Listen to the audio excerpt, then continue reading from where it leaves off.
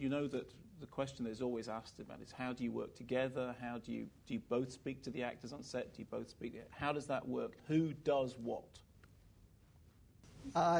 Because actually there isn't much of a distinction. We kind of both do whatever. It starts with writing the script together, and making the movie is just kind of an extension of that, and there's no real separation of labor. So it's kind of that is the answer. I mean, there is no division. When you say writing the script together, what do you both sit down in a room together with two typewriters, or do you? How does it actually happen? Seriously, how does it happen?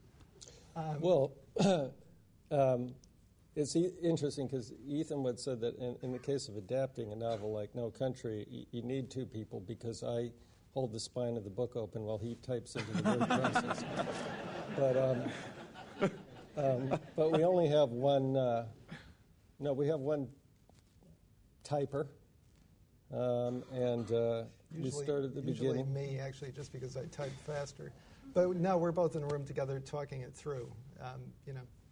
Just talking the movie through scene by scene. And do you sort of do the dialogue out loud to each other? I mean, I ask this because obviously, writing is a fairly mysterious process, and a lot of people do it completely on their own. But being in a room with somebody else, you verbalise it, you sort of throw it around. Sometimes, yes. Mm-hmm. Yeah. And do you generally find that you are of a mind about things, or do you have rows and disagreements about them? Well, no, it's not a question of having rows.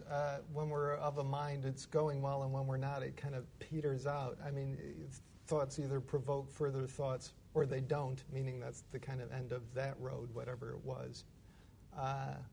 When you're trying to develop something, it's not a question of kind of competing points of view that you might have a row about. It's just a process of seeing whether things lead somewhere or not. Right.